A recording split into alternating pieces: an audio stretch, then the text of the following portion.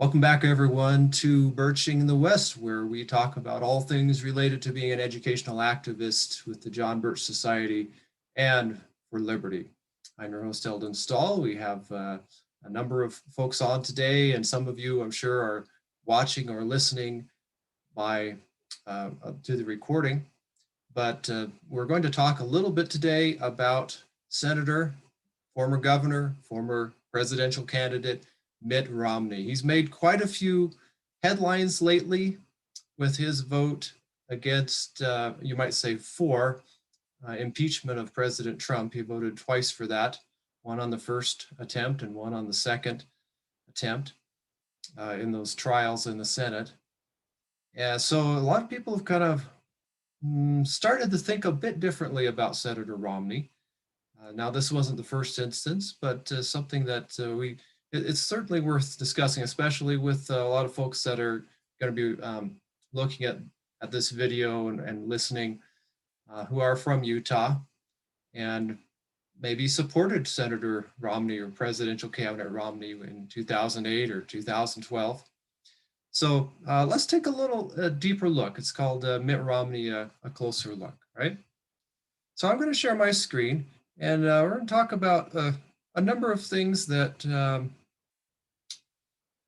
might concern a person about Senator Romney if they were describing themselves as a constitutional conservative. These are things that somebody might say, you know, that doesn't seem to jive with what I thought about Romney, or it seemed like he was on the other side of that issue previously. So let's take a look at a few of these things. All right, we have somebody else coming in here. Welcome, Kathleen. All right. So, open this up here. I have a couple of different things about Senator Romney that might be worth looking at. All right. Okay. See if I get the right thing here.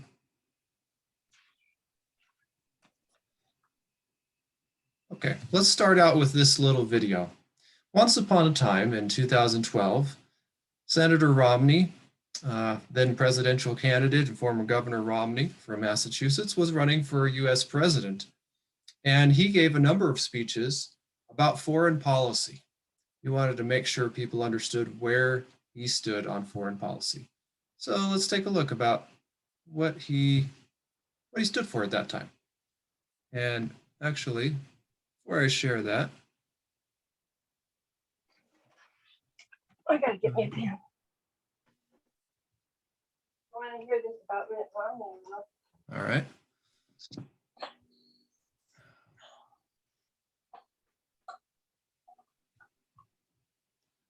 I'm going to stop this share. Oh. All right. There you go. Got to make sure everybody can hear it. If I play it without clicking a certain thing, then people won't be able to hear. So, Willie's come in. All right. So this is Senator Romney, October 7th, 2012, before the Citadel. Of course, it doesn't have to be this way. This isn't our destiny. It's a choice. We're a democracy. You decide. In this campaign for the presidency of the United States, I will offer a very different vision of America's role in the world and of America's destiny. Our next president is going to face many difficult and complex foreign policy decisions. Few of them will be black and white. But I'm here today to tell you that I'm guided by one overwhelming conviction and passion. This century must be an American century.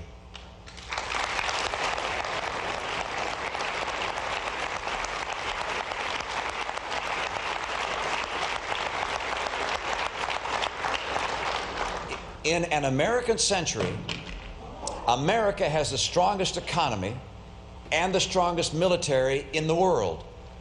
In an American century, America leads the free world, and the free world leads the entire world. God did not create this country to be a nation of followers.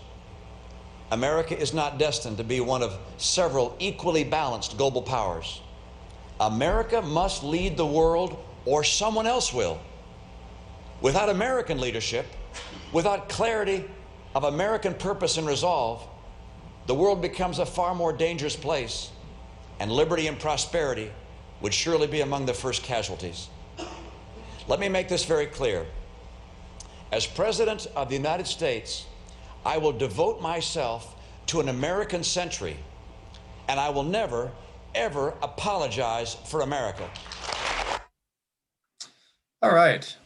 Well, that all sounds pretty good. Probably to the average person, right? The American century. What exactly was Mitt Romney talking about there? The American century. Well, let's take a look a little closer at that idea. And we'll pull up something else. Have any of you heard of this? The Project for a New American Century? Some of you that might have seen the Constitution is a Solution videos, you're probably familiar with this. This is something associated with what we would call a neoconservative view of foreign policy and of government itself, that using the military might, that America should basically reshape the world in the name. Yep. It's kind of unreadable. Oh, thank you. Okay, is that any better?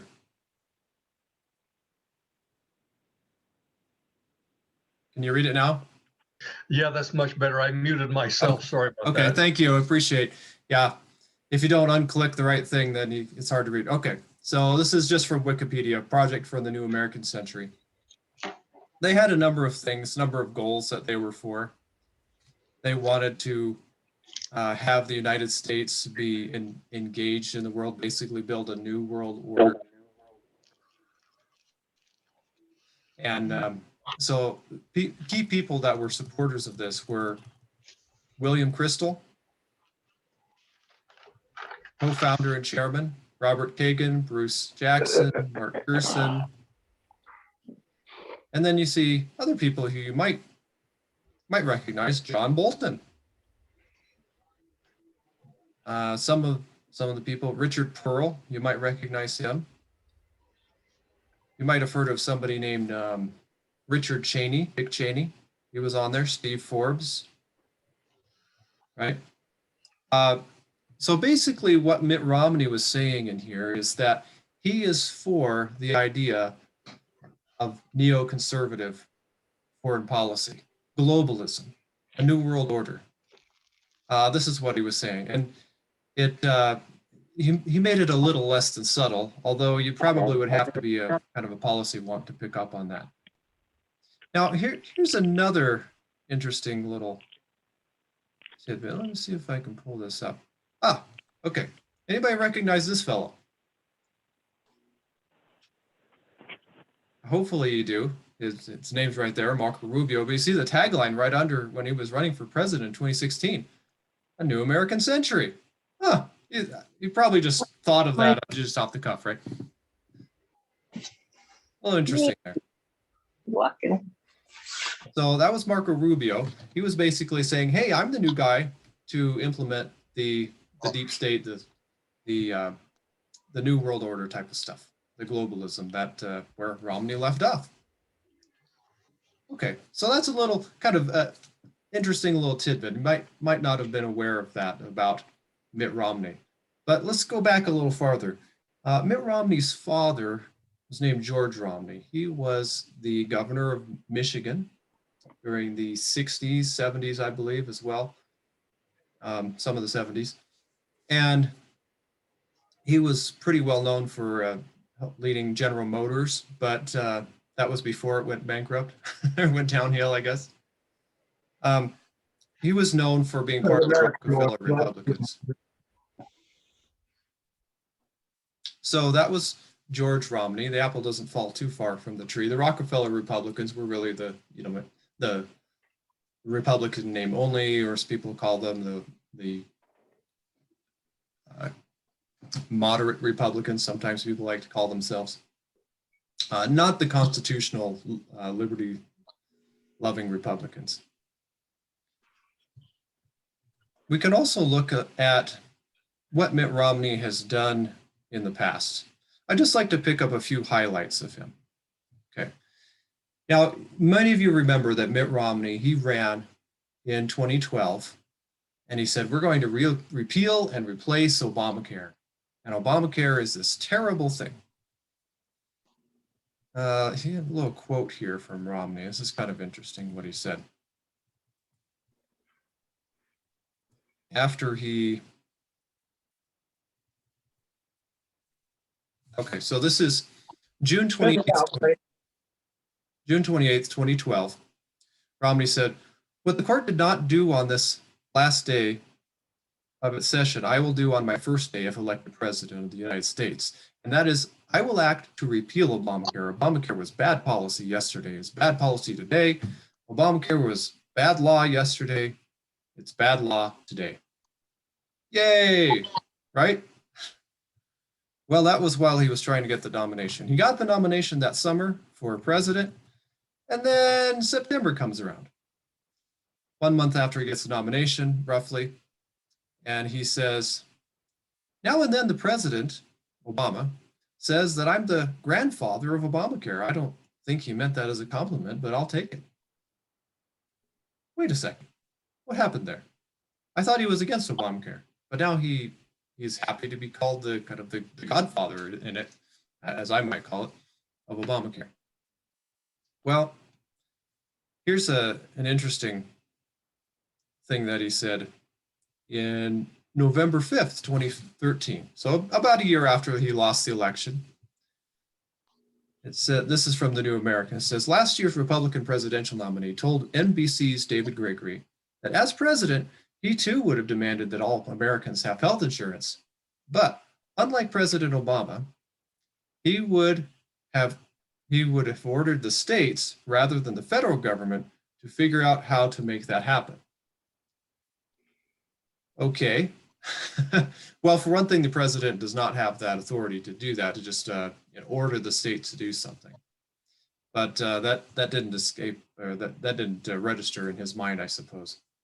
But the other thing is he doesn't seem to be, at least in principle, against something like Obamacare, which was a large, at the very least, a large increase in the size of the federal government and its intrusiveness into our lives. But it's not just about Obamacare. Another thing that he did, and now this was in August of 2012, a little before he was nominated for president. It says, Romney supported the right of the Boy Scouts to decide what it wants to do on the issue of whether to have homosexuals as their members. But he also felt that, quote, all people should be able to participate in the Boy Scouts regardless of their sexual orientation, end quote. Seems like he's trying to play both sides of the issue on that. So that's Mitt Romney, a little bit of highlights, something that should concern people, especially if he's going to run for election in a state like Utah. But it seems like that didn't quite happen, or at least people weren't aware of those things. There's a lot of things I could discuss about Mitt Romney. He was for amnesty. He was certainly for involving our troops in many foreign wars, being involved in the United Nations programs. Just recently, Senator Romney, he introduced the Family Security Act, which would provide a monthly cash benefit to families amounting to $350 a month for each young child and $250 a month for each school-age child. Now, wait a second. That sounds kind of like the welfare state to me. Isn't that something that generally Republicans have been against, at least the people that call themselves conservative? That's establishing a whole new entitlement program. That sounds a little odd. But I guess in the era of Congress just voting for trillion-dollar bills and sending money to people, just kind of pick a number out of the air and send them money. Maybe that sounds conservative, I don't know. But as William Crystal wrote in his book, Neoconservatism, they were for a conservative welfare state. So I guess that's a conservative welfare state. So in that sense, Mitt Romney fits right in. All right, we can take a look at also something that's I would highly recommend to people. This would be, let's see if I can find it here. There we go. If you go to thenewamerica.com, you can look up any congressman, congresswoman, and see what their voting record is. So let's do that. Go to the Freedom Index. Scroll down a little bit, and you put in Romney. What is Mitt Romney's voting record? It shows how to contact him, his lifetime score. So he's been in for 2 years approximately. His 2020 score. So it's actually gone down. His 2019 score was 27. His 2020 score was 15. So his average score is 21% at this point. Not exactly good. Even among Republicans, he's competing with quite a few Democrats for a low score at this point. Not so good. So what are some things that kind of pop up in this list of things from a constitutional standpoint? Well, for one thing, Mitt Romney seems to be all for NATO. There was a vote not too long ago. So this was October 22nd, 2019. And there was a question of, well, should Macedonia be North Macedonia? Most people don't even know where North Macedonia is. I had to look it up on a map too. Where is that? Should they be allowed into NATO? Now, why should that be a question? Why should that be a concern? Well, because under the agreement of the North Atlantic Treaty Organization, if somebody happens to attack this tiny place called North Macedonia, the United States of America and all other countries that are part of the NATO would be obliged under this treaty to also go to war to defend North Macedonia. Now, supposedly this is a peace document. Not so much. This would drag us into war on something that we have no business being involved in, sending troops. Not that we shouldn't have, I suppose, some concern about what happens in North Macedonia. However, that is not what the United States military is for. Let's take a look at another one here. Okay, United States-Mexico Canada Agreement. This expanded NAFTA greatly, made an agreement with Canada and Mexico to undermine. One of the worst. Yeah, one of the worst agreements ever. So there you go.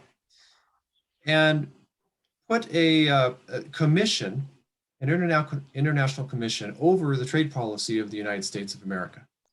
And Mitt Romney voted for it, as well as many other congressmen, unfortunately. Maybe there's something positive I can say about Mitt Romney, so I'll look at this one. The impeachment. There were 2 counts of impeachment originally in the first impeachment attempt against President Trump. This one was obstruction of Congress.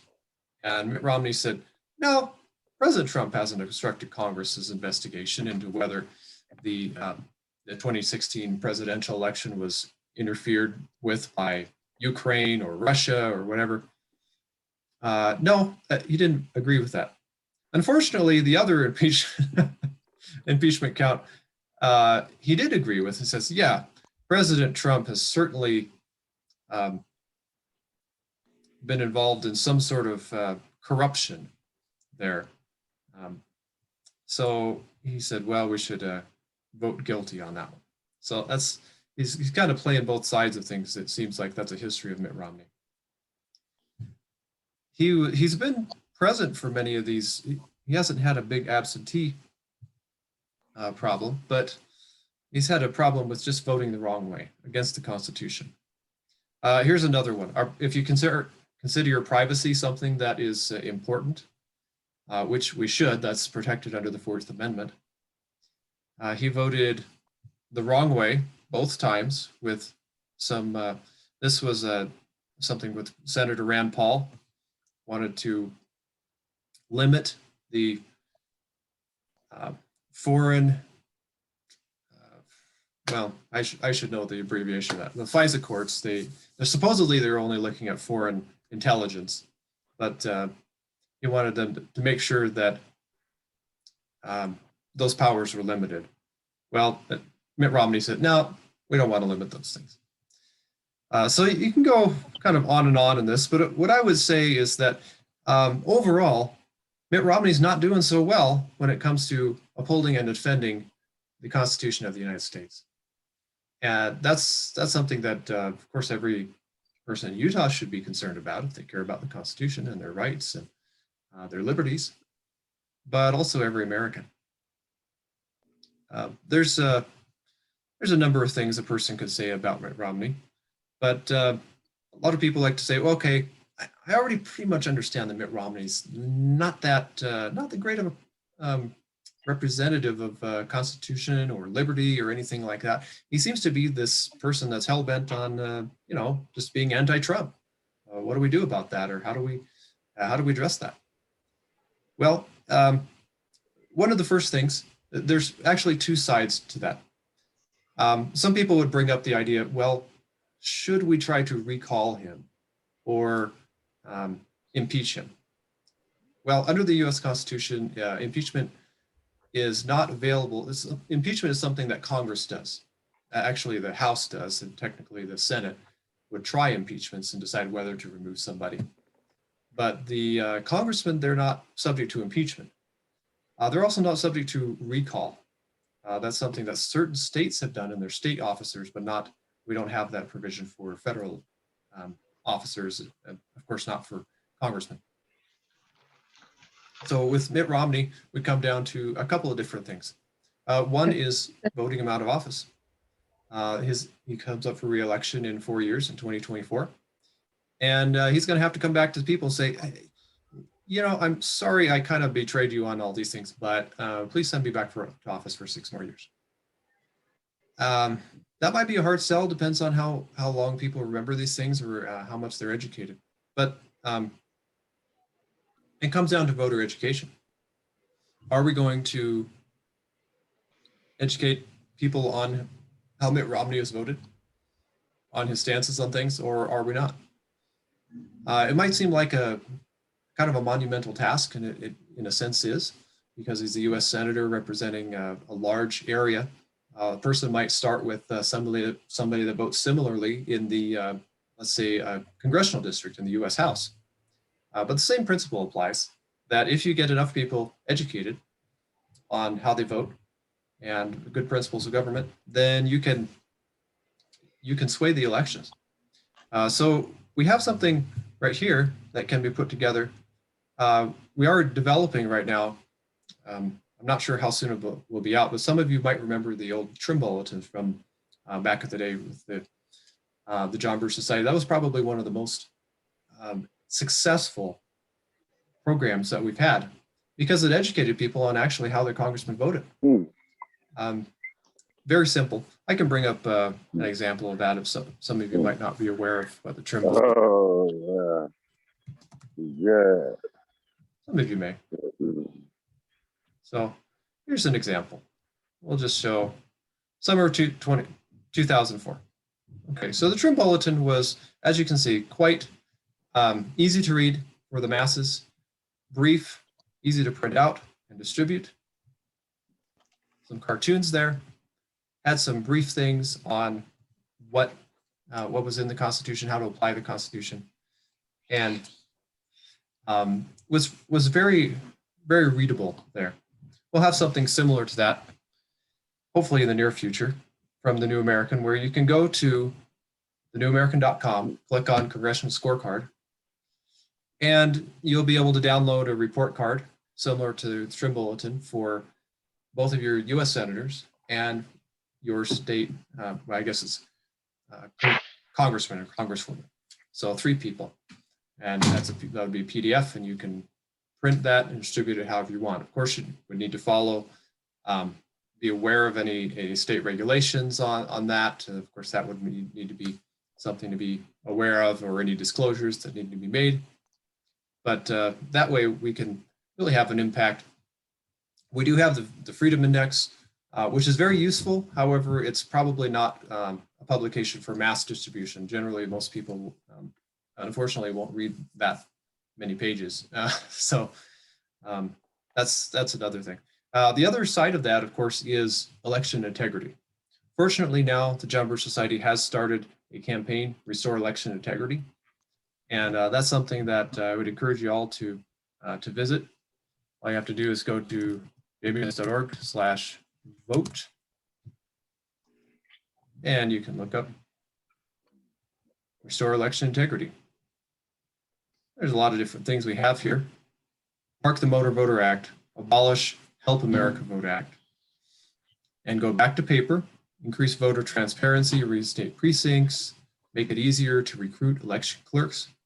There's a number of different things that need to be done. But as you know, probably this is a very hot issue. I would say if not the top issue that people are concerned about, one of the top issues at this point.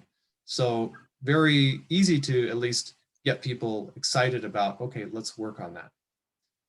We've got a couple of tools available at this point, and we'll be developing more, but I'll just click on Action Tools here. So right now, we have a reprint of 2 articles, Restoring Election Integrity. There's 2 articles in there from the New American. The booklet, Restore Election Integrity. Hello? That's, I believe, 16 or 17 pages there. Yes. And then we have a number of Slim Jims. Eldon, can you mute all of us? Thank you. You bet. Okay. So the number of Slim Jims, these are things to hand out to, to crowds, at meetings. They're very brief. You can put your local contact information on there. You can use it as a mailer if you want to put a stamp and an address on there and all that. So very useful, very easy to use, to put in a business size envelope, but we'll have more materials later.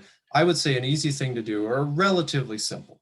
Now, easy is of course relative, but if you get a copy of this, well, either this Restore Election Integrity reprint or Restoring Election Integrity booklet, or you can even read this article, Restore Election Integrity, online, and you go through the 16 or 17 points they have. You can make that into a slideshow, a PowerPoint, and develop a dialogue to go through. If you have that about 20-25 minutes and you have it practiced, then you can present that to service clubs or different organizations that meet over a lunch period, and they can kind of get at least an overview of what we're trying to accomplish. And then you can say, okay, sign up if you want to be connected in some way. Give us your email or your contact information. Let us know if you would like to help out in this, or maybe you give them some literature, whatever it might be. But really good opportunity that way and you can sit down, say, with your elected official, maybe your state legislator, and go through Restore Election Integrity booklet. So there's a lot of simple ways to share these things and to build momentum. One thing we encourage folks to do is consider having a Restore Election Integrity ad hoc committee. But the reason I talk about this side of it is, of course, if we're going to educate the electorate, whether it's about Mitt Romney or anybody else, we also need to make sure that our election process can be trusted, that it's not just going to be changed with a little glitch or something like that. So I'd encourage you to kind of go through, take a look at this webpage, jbs.org/vote, and see what you can share with others and learn, because there's some opportunity there to really make some change for the better, and push back on something like HR 1 that's being pushed in Congress right now, that's trying to undermine any efforts to have election integrity. So we hit about the 30-minute mark. So I always try to, my guests, I always try to do that, to say, okay, we can open up for questions. I know everybody probably has comments that, I don't think there's going to be a whole lot of big fans about Mitt Romney, but you never know. Maybe there's something that somebody wants to say. I love Mitt Romney or whatever. That's if you do, that's fine. You're welcome. But let's open it up for kind of questions and comments. We can discuss things a little bit. I love Mitt Romney. I love Okay, somebody loves Mitt Romney.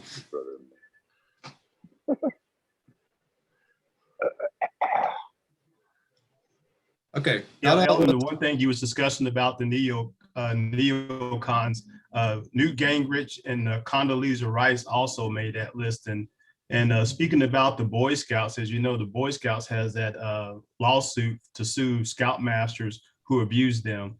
I was a Boy Scout, and back when I was a Boy Scout, I was a Boy Scout. I didn't have to worry about, homosexual men making moves on me. So that organization would probably be gone. Yeah, it's really unfortunate what's happened with the Boy Scouts of America. They've had pressure from various corporate sponsors on them to try to get them to change, and they did change their membership requirements. And now the Boy Scouts of America membership has gone down significantly, and it's just it's not what it used to be. Let's just say that. Mitt Romney was part of that. Is Mitt Romney a member of the CFR? I think I've heard he wrote an article for them. Not that I know of. I haven't seen him on the list of members, but he certainly has been friendly, of course, to their agenda. Yeah. Yeah, I wrote him a letter, and he wrote back, a handwritten letter, and he wrote back, and he said he was a lot of gobbledygook, but he said he's more or less showing leadership towards making America greater and a bunch of stuff like this. But yeah, I think another question I have, okay. When you approach somebody like Mitt Romney, you probably don't want to bring up all the issues that he has. I don't know if that's the right way to influence somebody. On the other hand, I feel like he's a wolf in sheep's clothing, and by their works you shall know them, and we certainly know the works of Mitt Romney. So, how would you approach trying to convince Mitt Romney to vote in a way that would be favorable to our Constitution? At this point, I wouldn't approach Mitt Romney. He's to me, he's somebody that's not going to be changed for the most part. So it's a matter of getting people to take a closer look at him, understand good principles, and choose somebody else. Yes. I wish I had a better, more optimistic view on that, but no, I don't see that happening. Probably a waste of a handwritten letter.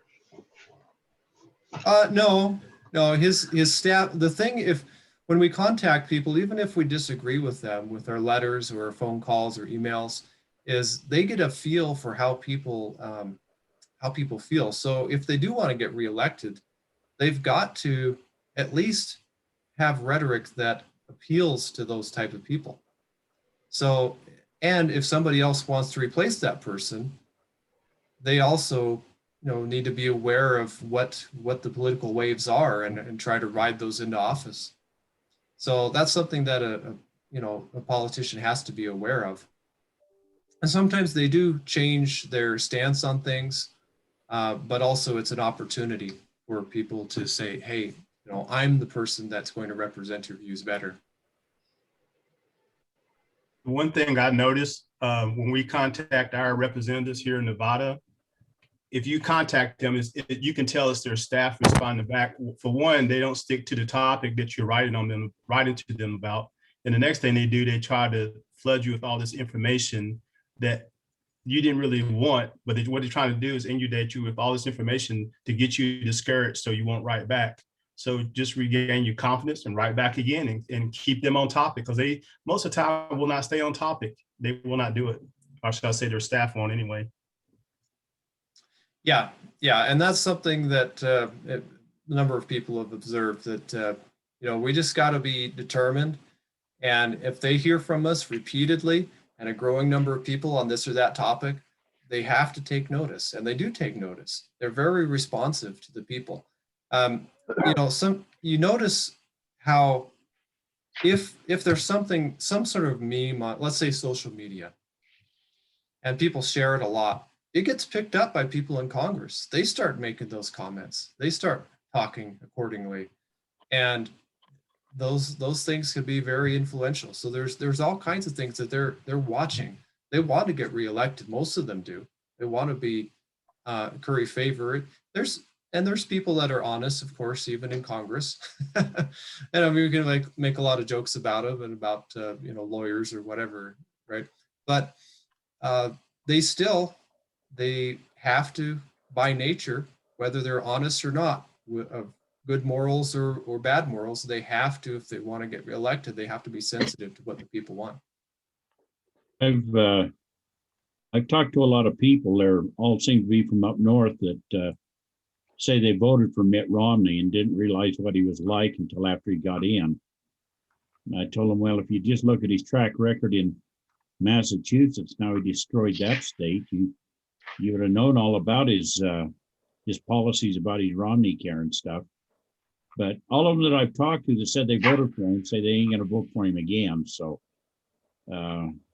we just got to hope that he turns into a stumbling idiot like Biden, so he doesn't really destroy us in the next couple of years until we can get him out. Well, he's already done that. Yeah, a lot of people have been woken up by his votes on impeachment.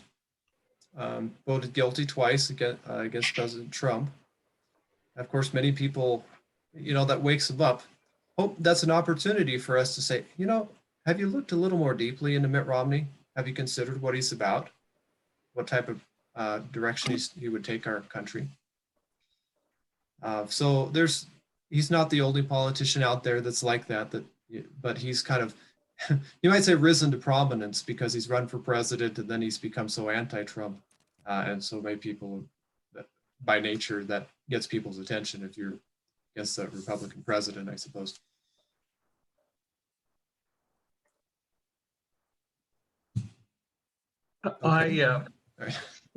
This might be a little bit off the subject, but I have the list of all the email addresses of our state senators and House members, and I tried sending a mail merge letter on, email to them on concerning the Convention of States.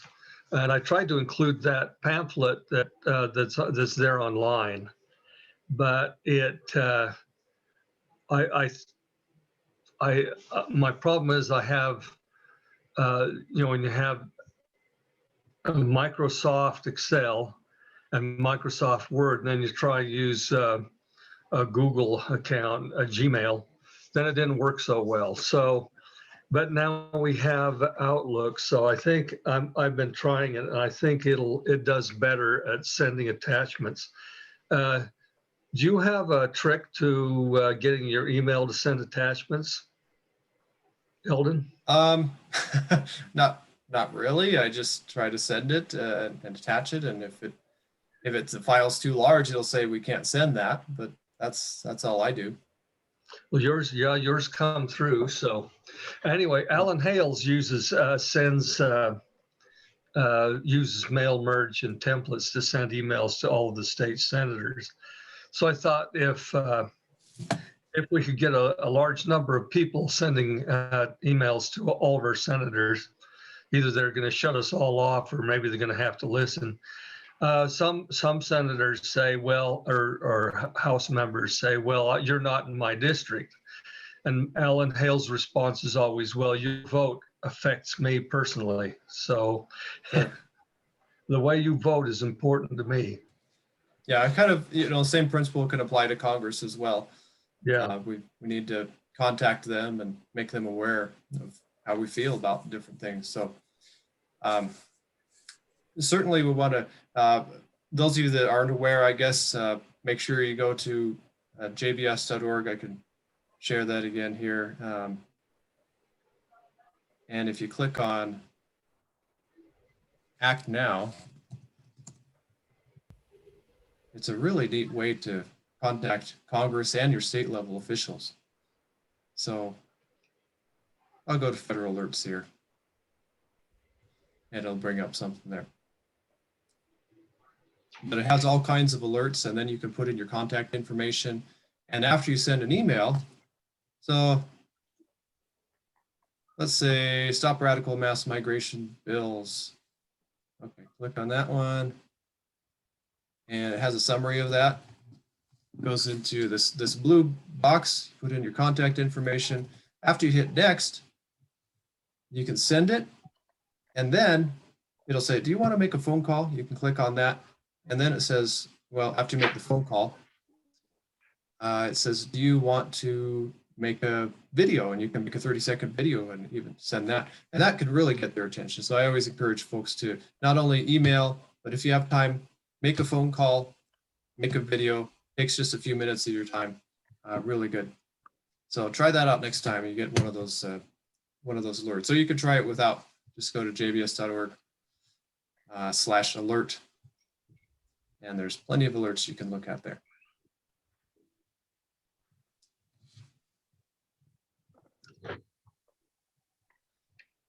When you have used the video, did you write up what you want to say? So you kind of had a framework of what your message is?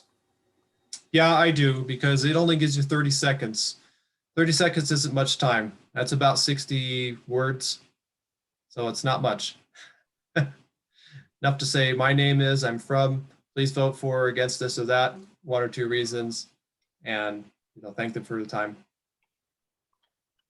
And then you can re-record it too, because it's very strict. Right at 30 seconds, it cuts off. So if you're in the middle of a word and it cuts off, okay, re-record, whatever.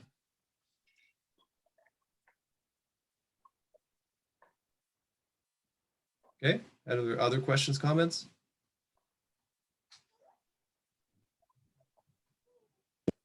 Thanks. Thanks for this today. It was really nice. I took notes thank and you. appreciate it all. You bet, you bet. Happy to do it. Glad you're on. That's always nice. Okay. Well, I guess I could go on about Mitt Romney a while and other folks that somewhat similar, but I just want to thank you for being on. Birching the West is kind of something that we get to talk about a lot of different issues. If you have a suggestion for some topics you'd like to talk about, send it to me. Let's consider those. Or maybe you'd like to be a guest on Birching the West. Feel free to make send me an email, send me a text, give me a call, whatever, and say, hey, I have this idea. We've had this success, or maybe I have a funny story. There's a lot of different things we can talk about. And it really makes it neat so we can bring to life the work that we do as members of the John Birch Society and folks that want to make for a positive change for liberty in the world. So, but I guess if there's no other questions, comments, thank you for all for coming. Oh, I think I have maybe one more person that wants to make a comment. Can you hear me? Let's see. Oh, Yeah. yeah. If you have more information on Mitt Romney, I would like to hear it. Okay. Well, let's talk about Mitt Romney a little bit more. One thing that is, let's see. These are some little notes here I wrote down.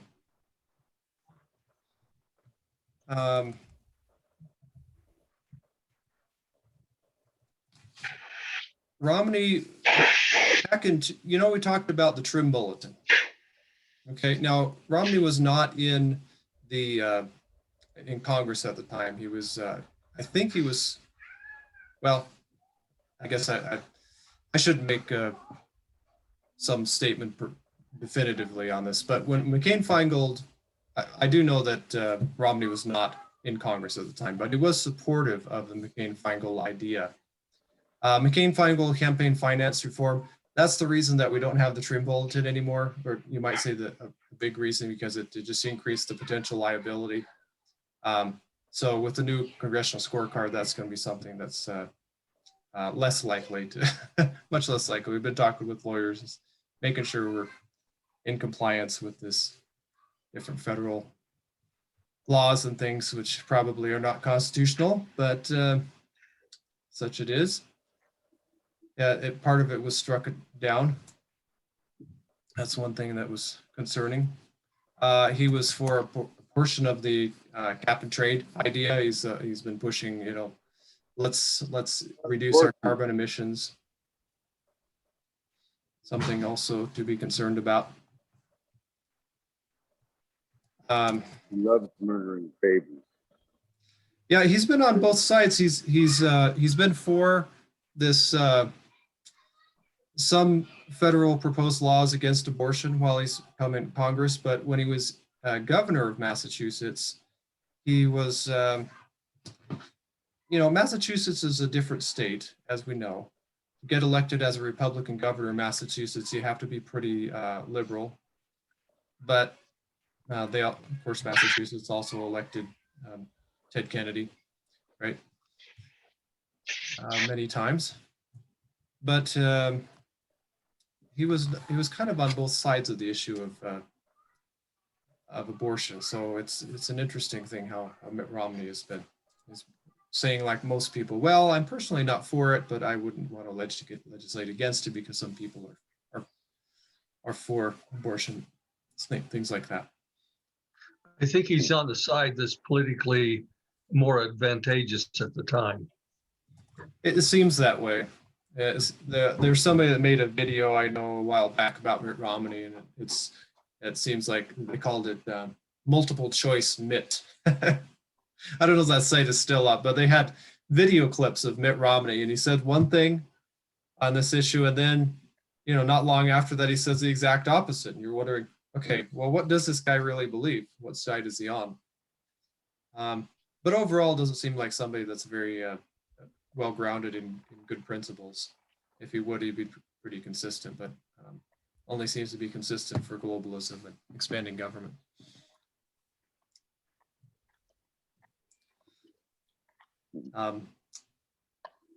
It's kind of like Festivus. We get to air our grievances about somebody.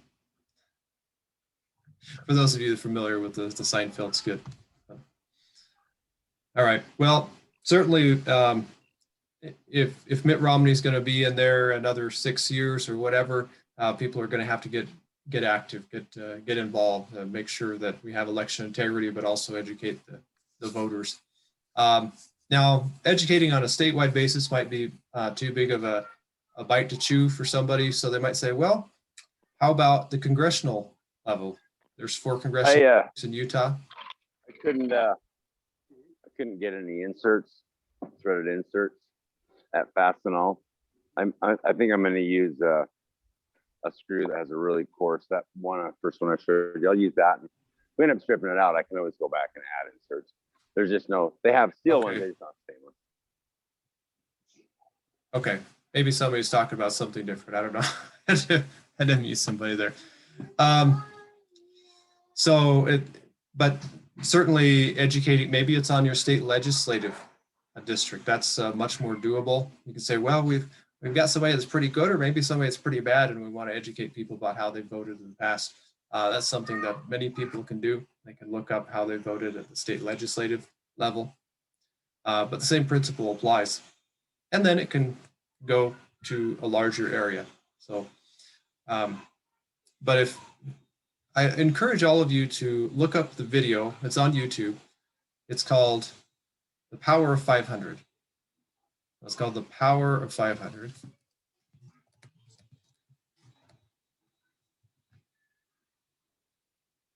All All right, well, everybody's got a video about the Power 500 apparently.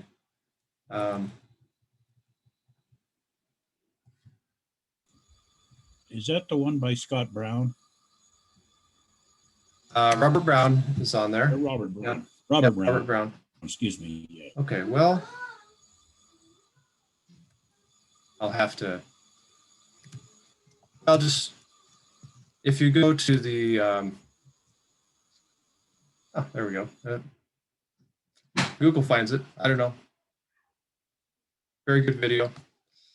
Power 500 talks about how with 500 patriots and how he breaks it down. And I can show this to you on notes here as well. Not sure if you all can see my, let's see. Okay, that's being shared, right? Okay, we go to the bottom of this here, this page. The last US Senate election in Utah, now this is the primary, you had about 330,000, maybe 340,000 votes that were cast statewide. And in Utah, for the most part, if you win the Republican nomination for US Senate, you're probably going to be the next US Senator. But of course, that means to win, you need about 170,000 or more votes to be nominated. Okay. So how this video, the Power 500, says is that if you distribute the Freedom Index, or it could be, you know, back in the day, the Trim Bulletin, to one household, voting household, it influences the votes of 4 people on average. So that's a rough average. But if you divide 170,000 by 4, you get 42,500. Now, assuming that each person involved in this distribution distributes to 100 voting households, that means that you only need 425 people distributing to 100 voting households on a regular basis. Let's say 2-3 times a year. Let's say that, right? And so, roughly speaking, if we have 500 activists doing that statewide, then that influences a statewide election. Really, but in the video, he talks about, you know, just doing this on the congressional district level. And but the numbers are pretty similar when you get in a congressional district. In a general election, you have about 400 votes cast, or 400,000 votes cast at the most. You need 200,000 votes to get elected. So the numbers are very similar. So if you have 500 people doing the same thing, then you're pretty well set. You've got the ability to sway the election just by educating the electorate, the voters. Of course, it means that you've got to have, if you need to do some work on election integrity side of things, which has come up recently, that's another side of things. But really good video, and it breaks it down for you.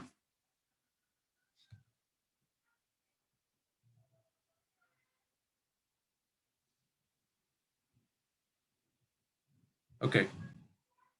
I guess everybody was either bored by that or stumped. I don't know. Oh, gonna unmute you. When it says 500, does that mean that means 500 per congressional district, which if I understand correctly means a district for a state senator. Yeah, that's what the video itself talks about in each congressional district. So, but in certain states like Utah, where you have, basically you have to win the Republican Party nomination, that's in a primary election rather than a general election. And of course, more people vote in a general election than in a primary election. So really, if you have 500 statewide in Utah, they should be able to affect how the voters vote in the primary election. But if you're looking at, let's say, The 4th Congressional District would be, I think you're part of that, Steve, right? It's a lot of Utah County, Salt Lake County, right? That one probably will be decided in the general election, which it was in the last election, rather than the primary election. So you might look at the numbers there. How would the 4th district be affected? But yeah, the same principle applies. Approximately 500 people, you should be able to distribute that many, whether it's going door to door, putting things in the newspaper, what have you. There's a lot of different ways to distribute the voting records of the candidates, the people that have been in office.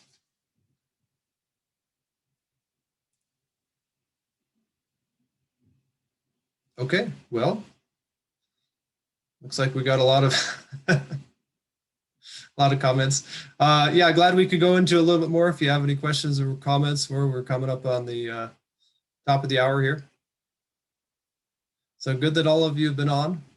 And I think it was a good topic for today. It's very informative, even though I know a lot that he's said and done. I don't think he's gotten over the fact he didn't get Secretary of State. And I think from that point is when he really started going down. But also during the 2012 election season, that last debate he had with Obama and the moderator actually helped Obama. He was pretty much done after that. I just think he has a self-esteem problem, to be honest with you. It could be a number of things, but yeah, he's been seems like he's been trying to find his own way, his own route for things for a while. Now he's in the Senate. Trump is gone, so what's his role going to be? I don't know, but and it's also a choice of what the people of Utah want to do with him. I think they're much more aware now, at least, of what he's about to a certain extent, but are they aware enough to say, we want to find somebody else? That's up to us. But yeah, very good comments. All right, well, thank you everyone for being on. And yeah, I guess I should put another plug in. Somebody asked the other day about the billboard. We still are moving forward with that. Look for those of you that are members, look for an actual letter in the mail. I got to get that ready, and because a lot of people I think are not aware, but we're about a third of the way there for getting a month's worth for the billboard promoting the John Birch Society. So certainly want to. I'm not a big fan of holding on to other people's money. I don't really want to send it back and say, hey, we didn't make it. Let's push through with this and get it up, because so many people are actually looking right now saying, boy, we need to save America. Where do I go to do that?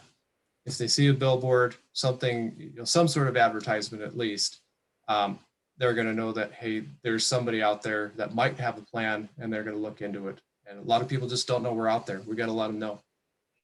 So thank you all that have helped out with that so far as well. So, all right, well, we will sign off for now. Thank you everyone for being on Birching the West. Look forward to the next time. Thanks, Steve. Thanks, Willie. Thanks, Ken and Carolyn, Ralph and Elaine. Oh, everyone's gone. All right. We'll Thank sign you, off. Eldon. Really appreciate it. Yeah, lots of fun. All right. Take care.